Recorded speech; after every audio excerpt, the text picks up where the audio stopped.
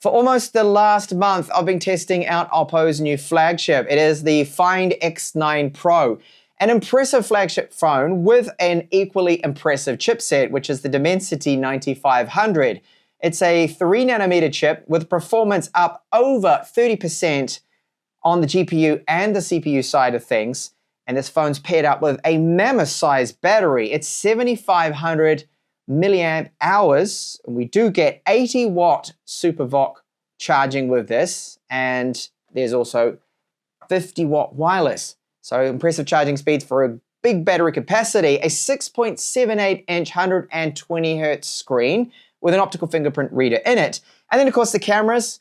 So 200 megapixels periscopic camera that has 3x optical zoom, so it's a 70mm equivalent, but you can add this to it, which is the Hasselblad Teleconverter lens, the kit. So this add-on is really going to increase that zoom performance, bring it up to then 10x optical and beyond to give us really impressive shots. I'll be demonstrating that in this video, and it all up is a great package, and I'll share with you my experience now in using it for that almost a month now. Yes, we got these really early. So let's take a look at what we get in the box. I do have this 16 gigabytes of RAM and 512 gigabytes of storage, global version here. So we have a little pouch here that's going to contain the paperwork. So we have a quick start guide, safety guide, and then a SIM tray tool. Obviously the Find X9 Pro. And under this, we have a Type A to Type C cable and a Type C to Type A USB adapter. And then a really cool optional extra, the OPPO Hasselblad Teleconverter kit. So this is Hasselblad certified. We got a little bit of paperwork there. It was just a user guide, safety, and warranty for it. Now, I really love the fact that they decided that this is going to come to the Pro model. They could have reserved this for the up-and-coming Ultra model, which I'm sure is currently in the works, probably due next year. But you see here, we have the Teleconverter. Now, it has a special coating on the lenses, so it's anti-flare coating on them, and the two protective caps there. So this is going to add 3.28 times optical zoom. That's more than what you have with the Vivo Teleconverter kit that they do have. So you can see this is where it's going to screw on. We have the little plate right here that you slot onto a special case for it that you also get, and that is where it's going to screw in. And I'll show you how this all works. And then there is a support for it right here too as well with the thread, so you can mount that and just to help support the weight of this, of course, which is going to add a little bit more weight and a lot more bulk, but you gain some fantastic zoom, as you'll see in this video. So this is how it all goes together then. We've got the case that you need to put on, and that's the special case for it that it does come with. And then this simply slots in. So there's these little guides either side. You line it up, and then when you push it in, it's very nice and smooth too. The build quality of this is excellent. You hear a little tiny clip, so that is going to lock it into place. To unlock, you simply just push on that. Well, should I say pull towards me, and then you can slide it off, because it is going to block the main camera and the ultra wide. That's the only downside to it. So just like a DSLR, you need to line up that little dot there with the dot right here. Okay, so that is like so. Turn it, you hear a little click. That's it. It's on, it's in place, and yeah, it adds quite a bit of bulk, bit of weight, and a little bit heavy on that side. And you do have with the case, you can see some little holes there, so you can put a strap on and use this like it's a proper camera. I mean, it kind of almost is. This is more camera than it is phone when it's in this form. And then you've got two ways of taking it off. So you can simply press, rotate, take it off like that. And you could even keep it on there and just go and slide this whole thing right off. So it's quite easy to get this on and off.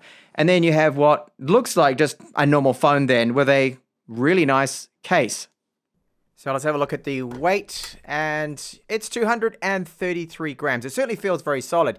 Now, the weight, why is it a little bit more than what you're probably expecting?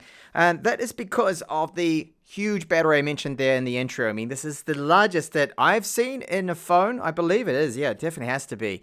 So it's 7,500 milliamp hours. That's huge. That is a tablet capacity. That is like an 8-inch tablet. No, even an 11-inch tablets have that kind of capacity, which is fantastic. So it's got the SuperVOOC charging that is at 80 watts with our Type-C port. So video out, this is USB 3.2 with that, which is great.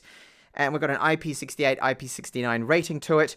Wireless charging, and that goes to a maximum of 50 watt for the AirVoc wireless charging. Now, the wireless charging, we're probably thinking, well, does it have magnets in there? Will it be compatible with MagSafe? It is. The magnets, you can see, work, but what's built in, I guess, to keep it nice and thin. By the way, the thickness is 8.25 millimeters. They're not very strong. But the good news is that all of the cases, you can get a soft touch skin style case. And I have right here the other case that I was just using before. That's part of the photography kit, the Tele Extender. This has magnets built into it that are really strong. I mean, really, really strong here. You can see that. That's very solid. And it's not going to go anywhere. So I highly recommend, if you're going to be using products like this, using MagSafe or whatever, you want to get one of those official cases.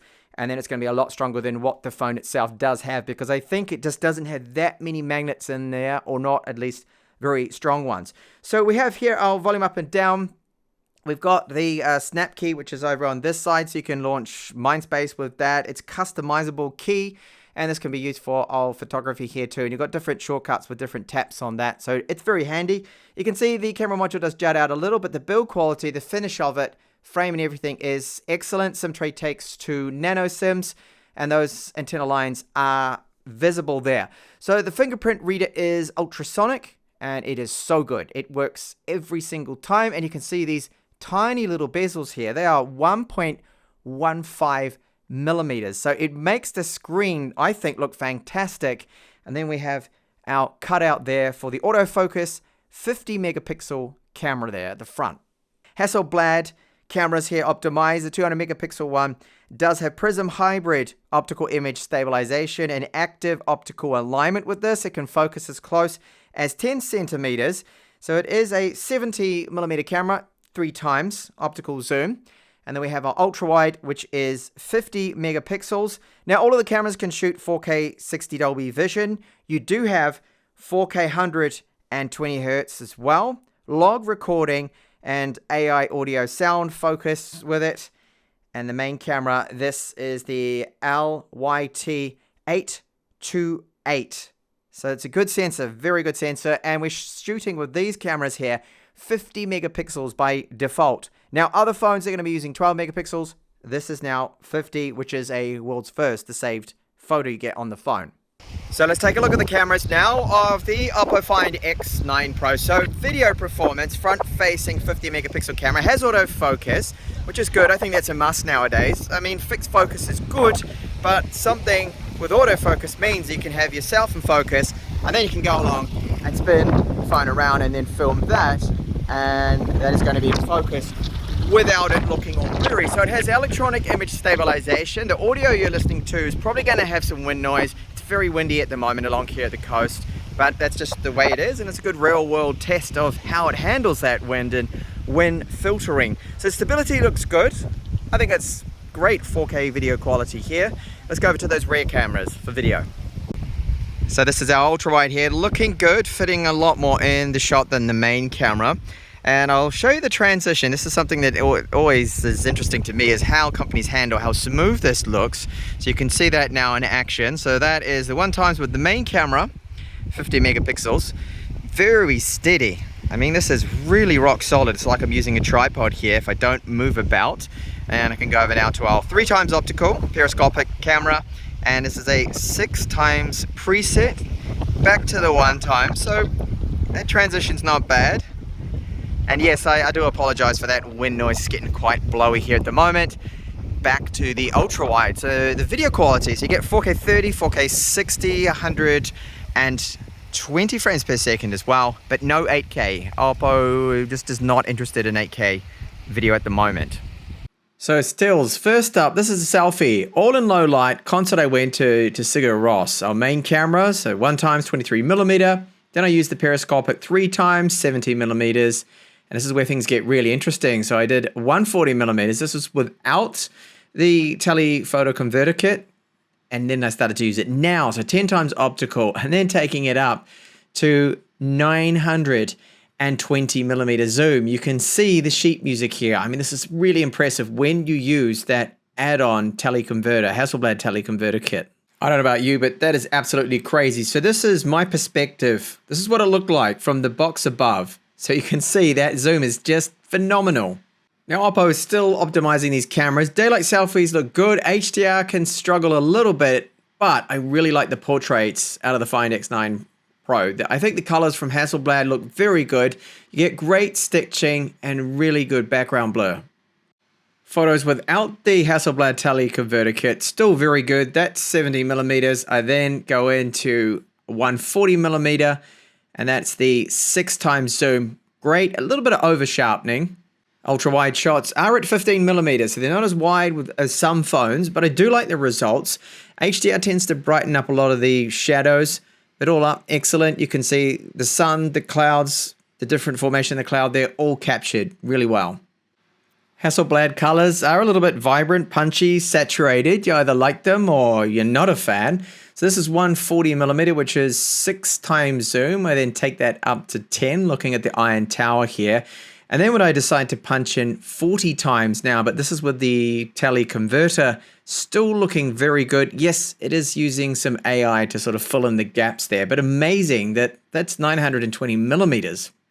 So one area where I have spotted a bit of a weakness is low light photography at the moment. OPPO needs to optimize this a little bit better. I've noticed that any artificial lights can sometimes just look a little bit off, and zoom low light shots could be optimized a little bit better. They have been working on this because originally it was a lot worse, and it's slowly getting better with the firmware updates we've had. Now, using that Hasselblad Teleconverter kit for video warrants some excellent results. This is here about 10 times, 20 times. I even zoom in further and you can still see a lot of details. Look at the crowd. You can still see those faces clearly, and I'm way over the other side. So if you want to see more examples of this, I have a separate video that's linked in the description, and that is in Cuenca, Spain, where I tested this out first. And there's also a camera comparison against the Vivo X300 Pro and the Huawei Hura 80 Ultra. So do check that out if you want to see a lot more camera samples. So I have the silk white version. I recommend this. There is a titanium charcoal version, but it will show smudges a little more. Now this, on the back of it, I don't see any smudges at all. Been using it now for over 3 weeks. Had the phone for a while now from OPPO, and the frame doesn't show any fingerprints. So that's why I recommend that color if you want to keep your phone looking pristine. You're probably going to put a case on it, and it won't really matter in the end. So the fingerprint readers I mentioned, really fast, really good. And talking about the UI performance, so they've really got the optimization down. It's so good now. It's absolutely fantastic. I've never seen a phone so smooth now with ColorOS 16 based off Android 16. So the screen is 6.78 inches, 120 hertz. Everything is so smooth. High brightness is 1800 nits, but then we have a peak of 3600 nits. And as long as I can make it out in direct sunlight, the clip I'm showing you now is, you can see it is a extremely clear screen. I can see it, I can use it, and it doesn't dim down, which is fantastic. And then those tiny little bezels that I talked about, 1.15mm, so really thin. It's a flat screen too, so no curvature to it at all. And the camera cutout for the 50 megapixel camera, I don't find that to be annoying or anything. Now the quick launch button on the side, if I tap it twice, that's going to launch the camera. That was really quick and very, very smooth. And let's just go into some of my photos, because I've been taking a lot of photos, and you'll see that they would all load in quick. In fact, that's not all of my photos because I have moved some of these off onto local storage, but it's just the optimization of this ROM. It just, for me, is the best yet that I've seen in terms of fluidity, and I've encountered absolutely no bugs with it, and swapping and going between my apps has just been flawless. Now, still on the topic of that screen, because it is so fantastic, well, for me it is, it also does dim down. I've got an auto brightness, which for me has been working really well. It can dim down to just 1 nit. So this is great for nighttime use. It has pulse width modulation, and I have not seen any flicker. I'm someone that is a little bit sensitive to that, but I haven't noticed any problems at all with this OLED AMOLED panel giving me any flicker or anything. It has been fantastic there. So when you first get it, there is a bit of bloatware that is pre-installed. And this is really the only criticism I have of this, that I wish they would tone down a bit on the bloatware. It has some more apps in here. There's TikTok, Instagram, and a few others. And Okay, other brands are also doing this, but I just hope that they would tone down a bit on it, and it's a very minor thing. The internal storage, 512 gigabytes is what you get with this Pro model. Very, very quick. UFS 4.1, you can see those speeds are fantastic.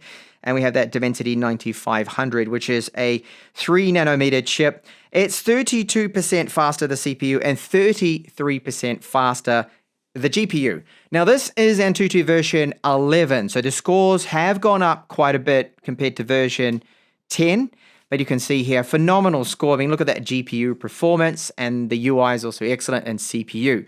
And doing this test, it did go up 14.3 degrees, and I'll talk about thermals just in a second, a little bit more. But battery, okay, very large, even though it's, okay, this is slightly off. It is in fact 7,500 milliamp hours. It's a 3rd generation silicon carbon battery. Took me 78 minutes with my charger that I do have here. Supporting SuperVOC, and it should have been at 80 watts, and I believe it was. So larger capacity means that it isn't going to be as fast as some of those smaller batteries, but I still think that that's acceptable considering how large this battery is. And the battery life, okay, it's been phenomenal. It's around 12 hours of screen on time, and it's a 2-day phone for most people, unless you have a mobile phone addiction and you're on your screen 10 hours a day or 12, then it won't be, but it is so good. Throttling wise, these chipsets, so Dimensity 9500, I've also tested out the Snapdragon 8 Elite Gen 5, and I can tell you that it's very similar in terms of throttling, that it will throttle the performance down half. Now, in the beginning, it kind of goes up and down, but you see at the 9-minute mark, it just has that half performance there, okay? It's just, that's what you're going to get. And it is because they're going really quite lenient on the throttling here. They have throttling very early, should I say, because if you look at the thermals, and even touching it, it doesn't get as hot as other phones. Now, other phones with this chipset and with the new Snapdragon, I'm getting temperatures, surface temperatures of as high as 54, 55 degrees Celsius. You touch it and it is physically uncomfortable to hold when you really push it hard in a test like this. But OPPO has decided, no, they don't want the skin temperatures of it, the skin of the actual phone, to not get that hot and not be uncomfortable. So this is why they throttle it so early, and it remains to be quite a cool phone. Even when you're playing games for hours, the thermals are brilliant. It's just, yes, halving the performance when it does so, when it throttles. Then onto the gaming performance. Let's have a look and see what that Dimensity 9500 can do, paired up with 16 gigabytes of RAM. This is Wuthering Waves, which is the most demanding game at the moment, or one of the most demanding, and I've got it set here to the highest possible setting, 60 frames per second. You can see that the setup is right into the red there. Not really recommended, but it's just to push it to the maximum to see what kind of frames we can get. Now with the gaming assistant, what I've done is enable the Pro Gamer mode. So it's going to push the thermals, push the performance to the absolute top end, the best it can actually do. And I have this enabled, which is the little information bar. So we'll take a look at the frames per second here. I'm just fighting a baddie that hopefully I should be able to defeat. Probably not, actually. But you can see the frame rate constant. It's steady here on this part of the map with Wuthering Waves. 59, 60 frames per second. That is excellent. And overall, really steady. So that is great. That is showing us here that the new chipset, the Dimensity 9500, is performing really well. And the surprising part is, as I pointed out before, because of the throttling, I mean, this does not really get hot. I mean, it gets slightly warm. It does not get hot like some of the other flagships I've tested out.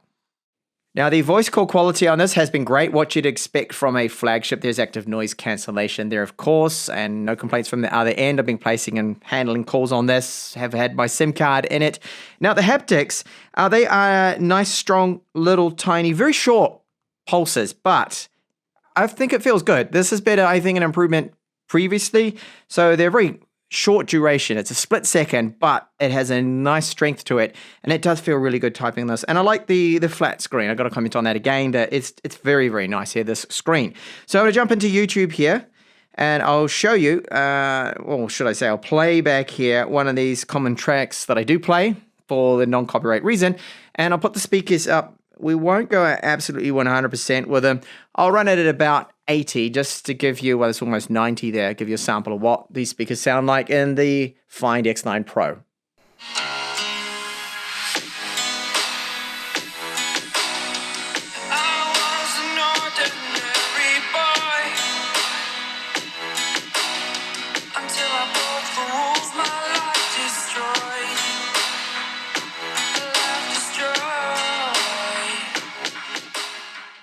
So good bass out of those speakers, top and bottom, you can hear it. Sounds to be quite even to me.